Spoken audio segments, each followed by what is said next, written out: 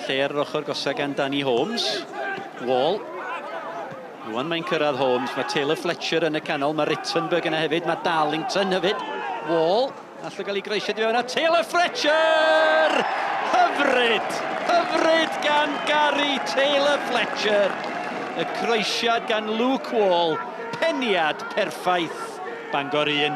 Myfyrwyr Met Caerdydd dim. Luke Wall. Yr unfer at Hewitt. Cyfle i godi'r bêl.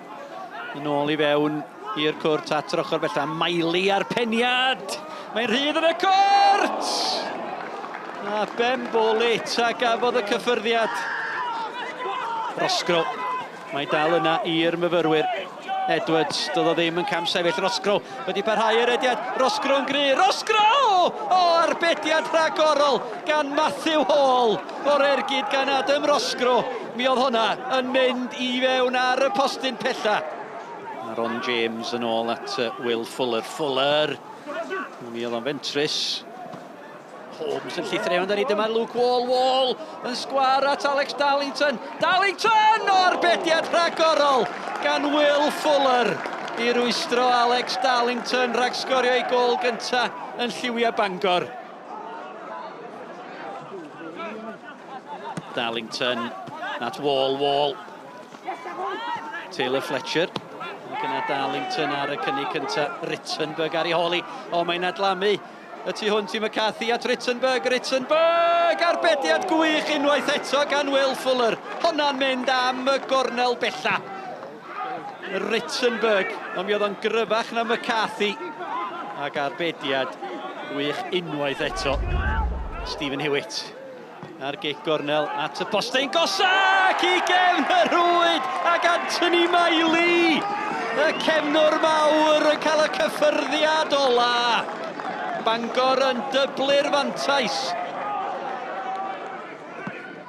Ben Bolita.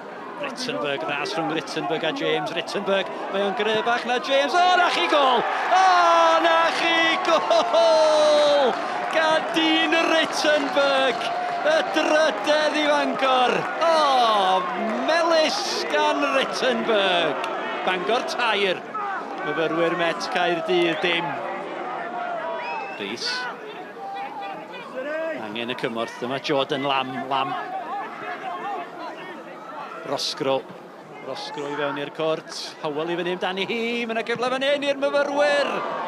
Ar ergyd dros y traws gan Joel Edwards. Cyfle gora yr ymwelwyr yn yr ail hanner. Kevin, you've got to be pleased not only with the result, but with the manner of the performance. Yeah, most definitely. I think it was a fully deserved win. We're delighted with the 3 points, which obviously gets us off to a really good start. It was the start we wanted. It was a game we wanted to win.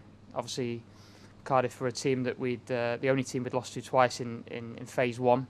So we wanted to put that right, obviously, today. And I thought the players were excellent throughout the majority of the game.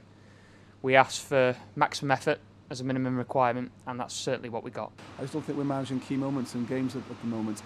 First 10 minutes, it's all possession to us and all dominance, and we found ourselves 1-0 down. And the message we speak about, we didn't carry out it defensively. And then the second half, again, started really well. We were on top in possession stakes, ball on the back foot, then one ball over the top, corner, don't mark properly, and we're 2-0 down. So it's just the key moments at the moment we've got to get right, because the top six is unforgiving. It's quite brutal in many ways, and we learned that last year, and we've just got to make sure we've got a little bit more resilience about us, a little bit more steel about us, in order that when you do come to tough places like this, that we have to make sure that we keep the clean sheet. And up to second in the table, and it's now a 9-game season. It is, yeah. Obviously a 10-game form before tonight. 9 games to go. I think I said to somebody yesterday, it's important we get off to a quick start and we finish the phase strong as well. And we know exactly what we need to do. We know exactly the amount of points that we need and the average of points we need to finish where we want to finish.